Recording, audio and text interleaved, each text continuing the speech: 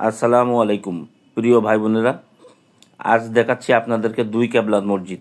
এই মসজিদটির অবস্থান মদিনা শহরের পশ্চিমে। এই দুই কেবলা মসজিদের কিছু গুরুত্ব তাৎপর্য আপনাদের সামনে তুলে ধরছি, আপনারা দেখতে থাকুন। দুই কেবলার মসজিদটি উপভোগ করুন এবং শুনতে থাকুন আমার কিছু কথা। দুই কেবলার মসজিদ, যা মসজিদে কেবলাতাইন নামে পরিচিত,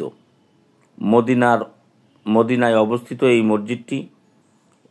এই মসজিদে নামাজ আদায়ের সময় কিবলা পরিবর্তনের ঐশী নিদর্শন এসেছিল, যেখানে প্রথমে জেরুজালেমের মসজিদুল আকসার দিকে মুখ করে নামাজ পড়া হচ্ছিল এবং পরে তা মক্কার কাবার দিকে মুখ করার নির্দেশ আসে। এটি হিজরতের দ্বিতীয় বছর অর্থাৎ 624 খ্রিস্টাব্দে ঘটেছিল এবং এই ঘটনার পর থেকেই মসজিদটি দুই কেবলার মসজিদ নামে পরিচিত হয়। এই যে এখন যেটা দেখতেছেন, বর্তমানে এটা কেবলার দিকে মুখ, অর্থাৎ কেবলা বলতে এখানে কাবা শরীফ বোঝানো হয়েছে। কাবা শরীফের দিকে মুখ করে এই মসজিদটির অবস্থান। কাবা শরীফের দিকে করে নামাজ পড়া হয় বর্তমান এই মসজিদটি।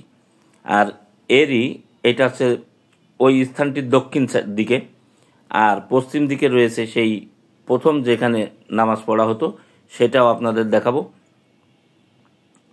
মসজিদের ভিতরে ঢুকে 2 রাকাত নামাজ আদায় করতে হয়, সেই কারণে আমরা মসজিদের ভিতরে প্রবেশ করেছি, 2 রাকাত নামাজ আদায় করতেছি এবং অনেকেই নামাজ আদায় করছে, সেই দৃশ্য আপনাদের দেখাচ্ছি।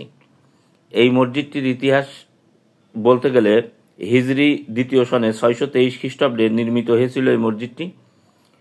কেবলা পরিবর্তন নামাজ আদায়ের সময় রাসূল সাল্লাল্লাহু আলাইহি সাল্লাম জোহরের নামাজ, অন্য কোনো মতে আছে আসরের নামাজ পড়ার অবস্থায় ওহী লাভ করেন এবং তিনি তার মনোযোগ ও সালাতের দিক পরিবর্তন করেন।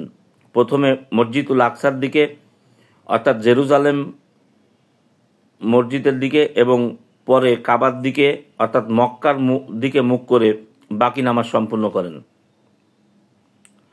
আমি কিন্তু আপনাদেরকে দেখাচ্ছি, কারণ এই দুই কেবলার মসজিদ সবাই নাম শুনেছেন। আজকে দেখাচ্ছি আপনাদের এই মসজিদে নেমে। আমি কিন্তু প্রায় ভিডিওটির শেষের দিকে চলে এসেছি বন্ধুরা।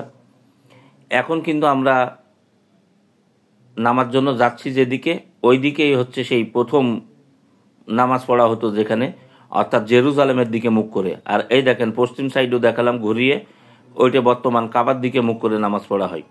তা যাই হোক, যদি এই ভিডিওটি দেখে আপনাদের বিন্দুমাত্র ভালো লেগে থাকে, উপকার হয়ে থাকে, তাহলে অবশ্যই শেয়ার করে সকলের দেখার সুযোগ করে দিবেন। আল্লাহ।